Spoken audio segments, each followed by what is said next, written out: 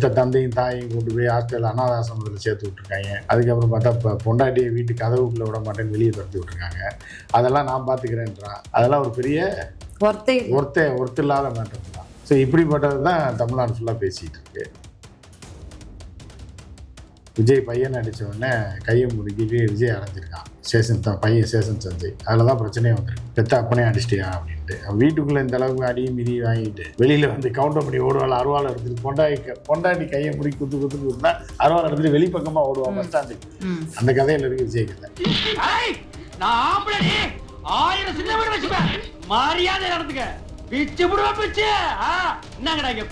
ப்ரொடெஸ்ட்ல பேசும்போது ஆதவர்ஜுனா அவர்கள் கூட முட்டாள் முதலமைச்சர் அப்படின்னு ஸ்டாலின் அவர்கள் சொல்லுவாங்க. பருத்தி வீரன் சொல்லுமா இந்த நாயெல்லாம் இன்னும் வெளியே விட்டு வச்சிருக்கீங்க பாருன்ற மாதிரி தான் இருக்குது. ஏன்னா ஆதவர்ஜுனா நாயின்னு சொல்லுவேன். ஏன்னா நாய்க்கு கேவலாது.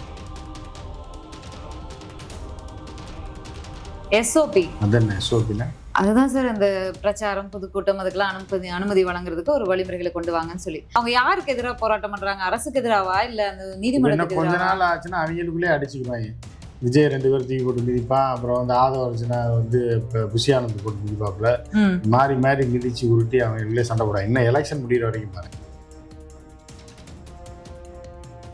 விஜய் வரல இல்லை, அதுக்கு அவர் வரமாட்டாரு. ஏன்னா அவர் வந்து இவர் சேகுவாரா மாதிரி ஒரு நாட்டை பிடிக்கிறதுக்கு மட்டும்தான் வருவார். பெரும்படை துப்பாக்கி ஆயுதங்களோட வந்தா மட்டும் சின்ன போராட்டத்திலாம் வரமாட்டாங்க. விஜயோட கதை முடிஞ்சு போச்சு. விஜய் தான் ஜனநாயகம் தான் விஜய் தான் ஜனநாயகம் தான் விஜய் போது ஜனநாயகம் முடிச்சிட்டா விஜய் முடிஞ்ச மாதிரி. ஜனநாயகம் முடிச்சிட்டாங்க விஜய் முடிஞ்சு போச்சு. அவ்வளவுதான். அரசியல் அன்கட் நேயர்களுக்கு வணக்கம். நிகழ்ச்சியில் சிறப்பு விருந்தினராக மூத்த பத்திரிகையாளர் ஃபர்ஸ்ட் லைன் ஆசிரியர் உமாபதி கிருஷ்ணன் இணைந்திருக்கிறார். பேசலாம். வணக்கம் சார், எப்படி இருக்கீங்க? இன்னைக்கு வந்து தமிழகமே உற்று நோக்கக்கூடிய அளவுல ஒரு போராட்டம் வந்து நடைபெற்று இருக்கிறது தமிழகம் முழுவதும். நீங்க பார்த்திருப்பீங்க கண்டிப்பா. அதாவது எஸ்ஓபிக்கு எதிராக, தமிழ்நாட்டில் சட்டம் ஒழுங்கு போதைப்பொருளுக்கு எதிராக சாதிவாரி கணக்கெடுப்பு நடத்தணும் அப்படின்னு சொல்லி இன்னும் தேர்தல் தேதி அறிவிக்க 10 நாள் தான் இருக்கு. அதற்கு முன்பாக தற்கொலைகளோட போராட்டமா? தற்கொலைகளோட கூட்டம் அப்படி சொல்லாதீங்க சார். தற்கொலையோட கூட்டமா இருக்கு. அதை யார் தமிழகமே உற்று நோக்குதுன்றீங்க? எந்த நாயுமே அங்கே ஒரு நாய் கூட கிடையாதுன்ற மாதிரி இருக்கு. நீ போய் அதை போய் உற்று நோக்குறான். என்ன அவன் பெட்ரோல் கிடைக்கல, கேஸ் சிலிண்டர் இல்லைன்னு சொல்லி அவன் போயிட்டு இருக்காங்க. இவங்க இந்த தற்கொலைங்க இப்போ இதை பற்றி நீங்கள் பேசிகிட்டு இருக்கீங்க. கேஸ் இல்லாமல் இருக்கான். அவன் இப்போ இந்த மாதம் தீர்ந்தவங்களாம் புக் பண்ணுறதுக்கு ஐவிஆர் நம்பர் ஓப்பன் ஆகலை. கேஸ் ஏஜென்சிக்கு அனுப்புகிறோம் ஓடி போயிட்டான். எல்லாம் இப்போ யாருன்னா நம்ம நயினார் நாயந்திர வீட்டை நோக்கி போயிட்டு இருக்காங்க. அவர் ஃபோனே ஜாம் ஆகி போச்சு. ஸோ அப்படி போயிட்டு இருக்காங்க. இந்த நேரத்தில் இந்த தற்கொலைகளை பற்றி நீங்கள் பேசுறீங்க. அதில் என்ன முக்கியமாக நடந்திருக்கு? தமிழகம் முழுக்க அப்படி நடுநடுங்க போகிறது அப்படின்னு தான் நேற்று சொல்லியிருந்தாங்க. எல்லாமே அவங்க குடும்பத்தை நினைச்சு தான் நடுநடுங்குது. இப்படி ஒரு கேடு கட்ட குடும்பமா விஜய் குடும்பம்ன்றதா தமிழ்நாடு நடக்குது. இப்படிலாம் கலாச்சார சீர்கேடு, பெத்த தந்தையும் தாயையும் கொண்டு போய் ஹாஸ்டல் அனாதை ஆசிரமத்தில் சேர்த்து விட்டுருக்காங்க. அதுக்கப்புறம் பார்த்தா இப்போ பொண்டாட்டியை வீட்டு கதவுக்குள்ளே விட மாட்டேன்னு வெளியே துரத்தி விட்டுருக்காங்க. அதெல்லாம் நான் பார்த்துக்கிறேன்றான். அதுக்கப்புறம் இன்னொன்று என்னது, அதெல்லாம் ஒரு பெரிய ஒர்த்து இல்லாத மேட்டர்ன்றான். ஸோ இப்படிப்பட்டது தான் தமிழ்நாடு ஃபுல்லாக பேசிகிட்டு இருக்கு. ஏன்னா ஏற்கனவே பையனே விஜயை பிடிச்சி அடிச்சிருக்க மாதிரி சொல்கிறாங்க. இப்போ வீட்டுக்குள்ளே சண்டை நடந்திருக்கு. விஜய் பையனை அடித்த உடனே கையை முறுக்கிட்டு விஜய் அடைஞ்சிருக்கான். பையன் சேஷன் சஞ்சய். அதில் தான் பிரச்சனையே வந்துருக்கு. பெத்த அப்பனே அடிச்சிட்டியா அப்படின்ட்டு. வீட்டுக்குள்ளே இந்த அளவுக்கு அடியும் மிதி வாங்கிட்டு வெளியில் வந்து கவுண்டர் பண்ணி ஓடுவாள். அருவாள் எடுத்துட்டு பொண்டாட்டி கையை முறுக்கி குத்து குத்துனா அருவாள் எடுத்துட்டு வெளிப்பக்கமாக ஓடுவான் பஸ் ஸ்டாண்டுக்கு. அந்த கதையில் இருக்கு விஜய் கதை. நீங்கள் ஊரில் பரபரப்பாக இருக்குன்றீங்க. இல்ல 3 விஷயங்களை வச்சு இந்த போராட்டத்தை வந்து நடத்திருக்காங்க. முதல் விஷயம் வந்து சாதி வாரி கணக்கெடுப்பு நடத்தணும் அப்படின்னு பேசுங்க. ப்ரொடெஸ்ட்ல பேசும்போது ஆதவர்ஜுனா அவர்கள் கூட முட்டாள் முதலமைச்சர் அப்படின்னு ஸ்டாலின் அவர்கள் சொல்லுவாங்க. பருத்தி வீரன் சொல்லுமா இந்த நாயெல்லாம் இன்னும் வெளியே விட்டு வச்சிருக்கீங்க பாருன்ற மாதிரி தான் இருக்குது. ஏன்னா ஆதவர்ஜுனா நாயின்னு சொல்லல, ஏன்னா நாய்க்கு கேவலாது. ஸோ வந்து இதெல்லாம் இன்னும் வெளியே விட்டு வச்சிருக்காங்க பாருன்ற இன்னும் திமுக கேவலமாக தான் நினைப்பாங்க. ஒரு முதலமைச்சரை ஒருத்தன் வந்து முட்டாள் முதலமைச்சர்ன்றான். ஒரு தலைவாரி பையன். அவன்லாம் யாரு, எங்கே பிறந்தான், அவன் யாருன்னே தெரியாது. அவன்லாம் ஏதோ எங்கேயோ போய் காசு வச்சிருக்க ஒருத்தர் பொண்ணை கட்டிக்கிட்டு வெளியே உலாவிட்டு தெரியலாம். இவெல்லாம் ஒரு ஆள்னு பேசுகிறான்னு சொல்லி இன்னும் திமுகவில் எப்படி அமைதியாக உட்காந்துட்டு இருக்காங்கன்னு தெரியல. இதை கேட்காம அவனை பற்றிலாம் என்னத்தை நம்ம போய் பேசுறது? இல்ல இந்த சாதி வாரி கணக்கெடுப்பு நடத்தணும் அப்படின்னு போராட்டம் பண்றாங்க அப்படின்னா இனி நாளைக்கே உட்கார்ந்து முதலமைச்சர் நடத்திட முடியுமா? இந்த போராட்டம் வந்து ஒர்த்தான்னு கேக்குறேன் நான். ஏன்னா அவங்க பயன்படுத்தி 10 நாள் தான் எலெக்ஷனுக்கு. இதுல ஜாதி வாரி கணக்கெடுப்பு எப்படி நடத்துவாங்க?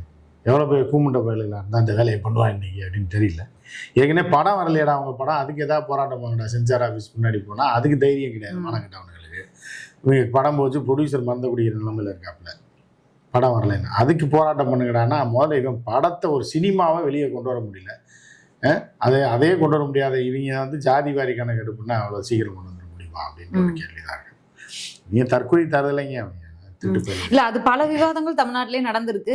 இவங்க அரசியலுக்கு வந்து 2 வருஷம் முடிஞ்சிருச்சு, 3ஆவது வருஷத்துல இருக்காங்க. இவ்வளவு நாள் விட்டுட்டு 10 நாளைக்கு முன்னாடி வந்து சாதிவாரி கணக்கெடுப்பு நடத்துங்கன்னு சொல்றதை நம்ம எப்படி புரிஞ்சுக்கிறதுன்னு. இவங்க வந்து இந்த டிசம்பர் மாசம் ஒரு மழை பெய்யுங்க சென்னையில, சாக்கடையெல்லாம் அடைச்சு ரோடு பூரா தண்ணியா கிடக்கும். அப்ப சொல்லுவாங்க ஒரு 2 நாள் வெயிட் பண்ணிங்க தண்ணி இறங்கட்டும்னு. இந்த மாதிரி இன்னொரு 10 நாள் வெயிட் பண்ணுங்க, கட்சிக்காரங்க கடல்ல கரைஞ்சிரும். அது வரைக்கும் இவங்க கத்திட்டு தான் இருப்பாங்க. இன்னொரு விஷயம், எலெக்ஷன் முடிஞ்சுன்னா காலி ஆயிடுவாங்க. எஸ்ஓபி அதான் எஸ்ஓபினா அதுதான் சார், இந்த பிரச்சாரம் பொதுக்கூட்டம் அதுக்கெல்லாம் அனுமதி வழங்குறதுக்கு ஒரு வழிமுறைகளை கொண்டு வாங்கன்னு சொல்லி அதை கேட்டது இவங்க தான் நீதிமன்றத்துல போய் போராடி கேட்டாங்க. இப்ப இன்னைக்கு வந்து எஸ்ஓபில எங்களுக்கு வந்து இது வேணும் அப்படின்னு கேக்குறாங்க. எஸ்ஓபிக்கு எதிராக போராட்டம் பண்றாங்க. அவங்க யாருக்கு எதிராக போராட்டம் பண்றாங்க? அரசுக்கு எதிராவா இல்ல அந்த நீதிமன்றத்துக்கு? கொஞ்ச நாள் ஆச்சுன்னா அவங்களுக்குள்ளே அடிச்சுக்குவாங்க. விஜய் 2 பேர் தூக்கி போட்டு மிதிப்பான், அப்புறம் வந்து ஆதவ அர்ஜுனா வந்து இப்போ புஷியானந்த் போட்டு மிதிப்பாப்புல, மாறி மாறி மிதிச்சு உருட்டி அவங்களே சண்டை போடுவாங்க. இன்னும் எலெக்ஷன் முடிகிற வரைக்கும் பாருங்க. அவங்களுக்கு என்ன பண்றோன்னு அவங்களுக்கு தெரியாது. ஏதாவது ஒரு கூட்டத்தை போடுன்னு இருப்பாங்க, கூட்டம் வந்துடும். இந்த எருமையெல்லாம் திண்டு சும்மா படுத்துருக்குன்னு சொல்லி அவன் தலைமையில போட்டு விஜய் வரல இல்லை, அதுக்கு அவர் வரமாட்டாரு. ஏன்னா அவர் வந்து இவர் சேகுவாரா மாதிரி ஒரு நாட்டை பிடிக்கிறதுக்கு மட்டும்தான் வருவார். பெரும்படை துப்பாக்கி ஆயுதங்களோட வந்தா மட்டும்தான், சின்ன போராட்டத்துக்குலாம் வரமாட்டார். அதுக்கு இந்த இவங்களை இந்த இது எல்லாம் இல்லை, இவங்களுக்குலாம் என்ன வேலை கொடுக்குறதுன்ற மாதிரி தான். சும்மா இருந்த தின்னுட்டு படுத்திருக்காங்க, அதனால நீ போய் அங்க போராட்டம் பண்ணு, நீ போய் இங்க போராட்டம் பண்ணு அப்படிங்கும்போது எதுங்க சும்மா இருக்கணும் துரத்தி விடுறீங்க வெயில் காலத்துல அப்படின்னா, இவங்களுக்குலாம் கொடுக்குற காசுக்கு இதுக்கு மேல என்ன பண்ண முடியும்? திங்கிற தீவிக்கும் ஆசைப்படுறதுக்கும் போய் எங்கிட்ட வெயில் அலைஞ்சிட்டு வரட்டு இருக்காங்க. போராட்டம் தான் இது. சட்டம் ஒழுங்கு போதைப் பொருள் பத்தி அது எப்பவுமே இருக்கிறது பண்ணிருக்காங்க. 2 நாட்களாக சில சம்பவங்களும் நடந்திருக்கு, அதை மென்ஷன் பண்ணி பேசியிருக்காங்க. அந்த நேரத்துல தான் முட்டாள் முதலமைச்சர் எங்களை வந்து கொள்கை இல்லைன்னு சொல்றதுக்கு உங்களுக்கு என்ன தகுதி இருக்கு, உதயநிதிக்கு சமூக நீதினா என்னன்னு தெரியுமா, முதல்ல விவாதத்துக்கு எனக்கு நேருக்கு நேர் வர ரெடியா நீங்க சவால் அப்படின்லாம் பேசியிருக்காரு. இல்ல, அதாவது நான் வந்து உங்கள்ட்ட என்ன கேட்கறேன்னு, ஏதோ உங்களுக்கு ஏதாவது பேமெண்ட் தரான் அதை வச்சு ஏதோ கம்பெனிக்கு ஏதாவது இல்ல இந்த மாதிரி என்னை பத்தி புகழ்ந்து பேசுங்க, அவெல்லாம் வந்து இருக்கிற பையன், அவன்லாம் ஒரு ஆள் சொல்லி அவனை பத்தி எல்லாம் கேள்வி கேட்டுட்டு இல்ல, அரசியல் இல்ல, வாழ்க்கையில அனாத பையன். அவனெல்லாம் வந்து ஒரு பெரிய தலைவனுடைய தேர்தல் மேலாண்மை அந்த கட்சி என்ன, அந்த கட்சியே டுபாக்கு ஒரு கட்சி, அந்த கட்சியே இன்னும் எத்தனை % ஓட்டுவாங்க, அவன் தலைவன் யாரு என்ன காசு போறோமான்னு தெரியாது. அந்த கட்சியில ஒருத்தான் இவெல்லாம் வந்து சவால் விட்டு ஒருத்தரை கூப்பிடுறாங்க, முதலமைச்சராக இருந்தவரை ஏற்கனவே இருந்து கொண்டிருப்பவரை வந்து பேசுறாங்க அப்படின்னா இதை வந்து கேள்வியெல்லாம் கேட்கலாமா நீங்க? ஏதோ அதிமுக எடப்பாடியார் கேட்டார்னா பரவாயில்ல, முதலமைச்சராக இருந்தவர் அமைச்சராக இருந்தவர், தினகரன் கேட்டா பரவாயில்ல, எம்பியா இருந்தவர் எம்எல்ஏவா இருந்தவர், சசிகலா கேட்டா பரவாயில்ல, சிஎம் ரைட் ஹேண்ட்ல இருந்தாங்க. இப்படிப்பட்ட தலைவர்கள்ல இவங்க கேட்டா பரவாயில்ல. இல்ல ஐயா ராமதாஸ் கூட கேட்கலாம், இல்ல அன்புமணி கூட எம்பியா இருந்தவர் மத்திய அமைச்சராக இருந்தவர் கேட்டா உதயநிதியை பத்தி கேட்கிறாருன்னா சரின்னு பண்ணலாம். இதெல்லாம் அனாமத்து இப்போ ஏதாவது அட்ரஸ் இல்லாதவன் இவெல்லாம் வந்து ஒரு ஆள்னு சொல்லி இவன் கேட்கறான்னு சொல்லி அதை மீடியாக்கள் கேள்வி கேட்கணும். அப்போ வெயிட்டா மீடியா விளம்பரம் கொடுத்துருக்கா, கவனிச்சிருக்கான்னு. உங்க சேனல்ல இப்பதான் ஆரம்பிச்சிங்க, அதுக்குள்ள விளம்பரம் வாங்கிட்டீங்களா? ஆதவ் அதெல்லாம் ஆதவ் அர்ஜுனான்ற பேரை யூஸ் பண்ணாதீங்க, வேஸ்ட் பீஸ் அதெல்லாம். அந்த IRS அதிகாரி அருண்ராஜ் அதை விட டுபாக்கு அவரு இன்னைக்கு வந்து கொந்தளிச்சு பேசியிருக்காரு. முதலமைச்சரை வந்து அடுத்து வருமானம் வரும்னா எங்களுக்கு கொள்கை இல்லைன்னு சொல்றீங்களா, உங்களுக்கு தான் கொள்கை இல்லை, கொள்கைன்னா என்னன்னே தெரியாது, நீ தான் தற்குறி அப்படின்னு சொல்லி முதலமைச்சரை சொல்லியிருக்காரு. இல்ல விஜய் மனசுல இடம் பிடிக்கிறது, ஏன்னா பயங்கர போட்டியா இருக்கு. சில பசங்கள்லாம் என்ன பண்றாங்கன்னா இந்த ஜென்மத்திலே ஆபரேஷன் பண்ணிட்டு விஜயோட கட்சியில சேரணும்னு ஆசைப்படுறாங்க. அப்படி இருக்கும்போது போட்டி அதிகமாயிடுச்சு. புரியுதா உங்களுக்கு? பெண்கள் மட்டும்தான் இலவ கூட்டுறாங்க அப்படின்னா கல்யாணம் பண்ணும்ன்றாங்க, அண்ணனா இருப்பேன் பொண்டாட்டியா இருப்பேன்றாங்க. ஒரு நாள் விஜயோட போய் இது ஃபோட்டோ எடுக்கணும்னு ஆசைப்படுறாங்க பல பெண்கள். அப்படின்றது பெண்கள் ஆசைப்படுறது பரவாயில்ல, பசங்களும் அடுத்த ஜென்மத்தில் நான் வந்து பொண்டாட்டியா பிறப்பேன்றான். அந்த அளவுக்கு வெறி பிடிச்சி போயிருக்காங்க. இப்போ சில பேர் வந்து இப்போ பாம்பேக்கு ஆப்ரேஷன் பண்ண போயிருக்காங்க. புரியுதா? அப்படி இருக்கிற நேரத்தில் நீங்கள் வந்து இவங்களுக்கு போட்டி ஆகி போச்சு. யாருக்கு? இப்போ இவங்கெல்லாம் கவனிக்கப்படாமல் இருப்பான். கட்சி தொண்டர்கள்லாம் இப்படி பேட்டி கொடுக்கும்போது நீ எல்லாம் என்ன பண்ணுற, பொறுப்பில் இருக்க, விஜயோட மனசுல இடம் பிடிக்க மாட்டேன் நீ இப்படிலாம் பேசினா அப்படிங்கும்போது இவங்களும் இறங்கி தற்கொலையா அது நான் பேசினோம்னா நம்மளும் ரீச் ஆயிரும். நீ ஒரு கட்டத்துல எல்லாம் மாறிடுவாங்க, ஆப்ரேஷன் பண்ணாலும் பண்ணிடுவாங்க. அந்த மாதிரியான சூழ்நிலை இருக்கு. இல்ல இன்னைக்கு வந்து போராட்டத்தை முன்னாடியே இன்னைக்கு வந்து நடத்தப்படும் 12ஆம் தேதி அப்படின்னு சொல்லி அறிவிச்சுட்டாங்க. சரி, ஓகே, மக்கள் பிரச்சனைகளுக்கான போராட்டத்துக்கு முக்கியத்துவம் கொடுப்பாங்க. இந்த 3 விஷயத்துக்கான போராட்டம் அப்படின்னு ஆல்ரெடி அறிவிச்சிட்டாங்க. ஆனா இன்னைக்கு காலையில இருந்து எல்லாரும் எங்க குவிஞ்சு கிடக்குறாங்க, காத்து கிடக்குறாங்கன்னா பெட்ரோல் பங்க்லயும் கேஸ் கம்பெனிலயும். இதுதான் பேசிக் பிரச்சனையா இன்னைக்கு இருக்கு. இத பத்தி ஒரு வார்த்தை கூட அந்த போராட்டத்துல வாங்கின காசுக்கு எப்படி அவங்களே எடுத்து பேசுவாங்க? அவங்ககிட்டே காசு வாங்கி இப்ப அவங்க தான் செலவு பண்ணவே போறான், இப்ப கூட்டணிக்கு வர போறான்றாங்க. அப்படி இருக்கும்போது அவங்களே எடுத்து எப்படி பேசுவாங்க? விஜய் வந்து சோத்துக்கு வழியெல்லாம் பிச்சையே எடுக்கிற நிலைமைக்கு போய் கேஸ் எல்லாம் காலியாகி, டீசல் பெட்ரோல்லாம் காலியாகி, கரண்ட்லாம் கட்டானா கூட அவங்கள பாய்க்க முடியாது. ஏன்னா அவங்ககிட்ட காசு வாங்கி தான் வாழவே முடியும். அவங்க இல்லைன்னா நசிக்கிறேன். இப்போ ஞாயிற்றுக்கிழமை சிபிஐ விசாரணை இருக்கு. இப்போ இந்த நகம் கொடுக்குற மிஷின்லாம் வாங்கி வச்சுட்டாங்க. ஐஸு ஈஸ் எல்லாம், தூக்கு கயிறு, சம கயிறுலாம் விஜயை கட்டி போட்டு தொங்க விடுறது. அந்த பயத்தில் இருக்காப்புல. இன்னும் 2 நாள் தான் இருக்கு. இந்த நேரத்தில் போய் அந்த மாதிரி ஏதாவது பேசினா என்ன ஆகும்? டெல்லியை விட்டு திரும்பி வர முடியாது. அப்படியே அரெஸ்ட் பண்ணி திகாரில் வச்சுருவாங்க. ஸோ அதனால கொஞ்சம் பம்பி பயந்துட்டு தான் இருக்கு. எகைன் சேம் மொமெண்ட் லாஸ்ட் டைம்ல இருந்த மாதிரி இப்பயும் சிபிஐ விசாரணைக்கு மறுபடியும் அடுத்த சம்மன் ஆஜராக போறாரு.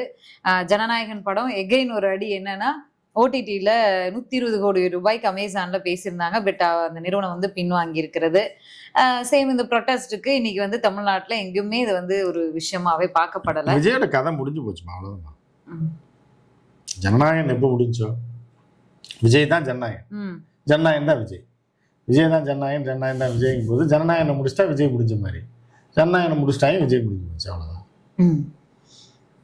இல்ல இப்ப தாவேக்கா வந்து என்டிஏ கூட்டணிக்கு போகிறதுக்கு வாய்ப்பு இருக்கு. நீங்களே சொன்ன மாதிரி 60 சீட்டு, துணை முதலமைச்சர் எல்லாம் பேசியிருக்காங்க, பவன் கல்யாண் வேற பேசியிருக்காரு அப்படின்லாம் தகவல் உண்டு. எப்ப இதை பத்தி செய்தி வரும் நம்ம எதிர்பார்க்கலாம்? சிபிஐ 2வது சம்மன் முடிச்சுட்டு வந்தா ஞாயிற்றுக்கிழமைக்குள்ள வரும். போறதுக்குள்ளேயே அனுப்பிட்டு தான் போவாங்க. ஆமா, ஏதாவது வரும். இல்லைன்னா ஞாயிற்றுக்கிழமைக்கு, திங்கக்கிழமை வந்துடும். திங்கக்கிழமை ஒரு ரிசல்ட் இருக்கு, 10th ரிசல்ட் மாதிரி. திங்கக்கிழமை ஒரு ரிசல்ட் வந்துடும், இருக்கா இல்லையா. ஆனா தாவேக்கா ஆதரவாளர்கள் எல்லாம் சொல்லக்கூடிய தகவல் என்னன்னா, நாங்க எவ்வளவு அழுத்தம் கொடுத்தாலும் எங்க தலைவர் இறங்கி வரமாட்டார் அப்படின்னு ஒரு தகவல். இவங்க எதையா, அவங்களுக்கும் தலைவருக்கு என்ன சம்பந்தம் இருக்கு? இவங்க எதாவது சொல்லிட்டு போயிடுவாங்க. அடி வாங்குறது யார்? தலைவர் இல்ல, போட்டு யாரும் மிதிப்பாங்க. இப்படிதான் முடிஞ்சா எங்க தலைவர் மேல கை வச்சு பாருடா அப்படின்னு நான் ஏன் கூட்டு போய் சிபிஐல உட்கார வச்சாங்க. அது உள்ள அடிச்சதாக கூட சொல்றாங்க. ஆனா அதை நம்ம வெளியில சொல்ல முடியாத ஆதாரம் இல்லை. கடைசியா ஒரு கேள்வி சார். ஆதவர்ஜுனா இன்னைக்கு பேசும்போது சூப்பர் ஸ்டார் ரஜினிகாந்த் பத்தி பேசியிருக்காரு. ரஜினிகாந்த் அவர்கள் எதை பத்தி வேணாலும் இல்ல அந்த அந்த கேள்விக்கு மட்டும் பதில். சூப்பர் ஸ்டார் ரஜினிகாந்த் அவர்களும் அரசியலுக்கு வர ஆசைப்பட்டாரு. ஆனா அந்த திமுக அவரை மிரட்டி வரவிடாம பண்ணிருச்சு, அவர் பின்வாங்கிட்டாரு. ஆனா அதை அந்த மிரட்டலை எல்லாம் தாண்டி எங்க தலைவர் வராருன்னா யார் தைரியமானவங்க அப்படின்னு சொல்லி பேசியிருக்காரு. அதுதான்மா, எதை பத்தி வேணாலும் ஆதவர்ஜுனா வந்து எந்த பத்தி வந்து நீங்க கேட்டீங்கன்னாலும் பேசுவாங்க. புரியுதா உங்களுக்கு?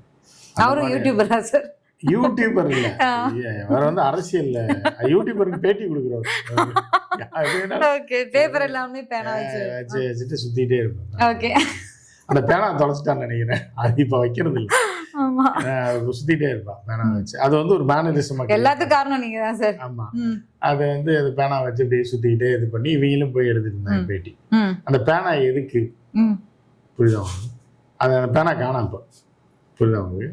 இப்போ வெயிட்டான பேனா வந்தால் சுத்தினா கீழே விழுகும். அந்த பேனா கரெக்டாக இருந்தது, அதுவும் போச்சு. இப்போ இப்போ தேவையில்லாம எதுக்கு வாண்டடா சூப்பர் ஸ்டார் ரஜினிகாந்த் இந்த ப்ரொட்டஸ்ட் பேசுபொருள் ஆகிறதுக்கு அவரை கொண்டு வந்து ஏற்றி விட்டுருக்காங்களா இல்லை என்ன விஷயம்? அதாவது எப்படின்னா, இந்த ராபிஸ் நோய் இருக்குல்ல, அது என்னடா இவன் திடீர்னு இப்போ நாய் மாதிரி குலைக்கிறான்னு ஒரு வீட்டுக்குள்ளே ஒரு பையன் குழப்பான், நாய் மாதிரி ஆக்டிவிட்டிஸ் இருக்கும். ஆனால் நாய் முதல் நாள் கிடைச்சிருக்காது, 10 வருஷத்துக்கு முன்னாடி கிடைச்சிருக்கும். அப்போ இப்போ அந்த ரியாக்ஷன் வரும். 20 வயசுல நாய் கிடைச்சவனுக்கு 28 வயசுல தான் அவனுக்கு வந்து அந்த நாய் மாதிரியான எண்ணம் வரும். நாக்கு தொங்க போட்டு எச்சியாக துப்பிக்கிட்டு கடிக்க வருவான், பராண்டுவான். இதெல்லாம் இருக்கும். இதெல்லாம் 8 வருஷத்துக்கு முன்னாடி ஏதோ ஒரு சம்பவம் நடந்திருக்கும். ஸோ அந்த மாதிரி ஆதவர்ஜுனா வாழ்க்கையில் ஒரு 7-8 வருஷத்துக்கு முன்னாடி ஏதோ சம்பவம் நடந்திருக்கு. அந்த சம்பவத்தோட வெளிப்பாடு தான் இப்போ வந்து அந்த மாதிரி வந்து. ஏன்னா இனி ஊசி போட்டுலாம் சரி பண்ண முடியாது அப்படின்ற மாதிரி இருக்கு. அதுக்கு மருந்து இல்லை. சுடுகாட்டில் அந்த காலத்தில் போய் புகை பிடிப்பாங்க. அந்த மாதிரி எங்கிட்ட சுடுகாட்டில் கொண்டு ஆதவர்ஜுனாவை நைட்டு காட்டினா கரெக்டாக வரும். புகை பிடிச்சா சரியா வரும் 3 நாளைக்கு. ஓகே, பாத்தியாவதெல்லாம் சரியா அதெல்லாம் முத்தி போச்சு, அந்த ரேஞ்செல்லாம் தாண்டி போச்சு. சுடுகாட்டுல போய் 12 மணிக்கு போக காட்டணும். அது இப்ப சுடுகாடு இல்லையே, எல்லாம் எலக்ட்ரிக் சுடுகாடு ஆகிடும். அதை கொண்டு அதுல எலக்ட்ரிக் சுடுகாட்டில் தான் மூஞ்சியை கொண்டு விடணும். என்னன்னு தெரியல, பார்க்கலாம். நன்றி நன்றி சார். நன்றி உங்களுடைய நேரத்துக்கும் கருத்துக்களுக்கும். பார்ப்போம் நாளைக்கு என்ன நடக்குது அப்படின்னு.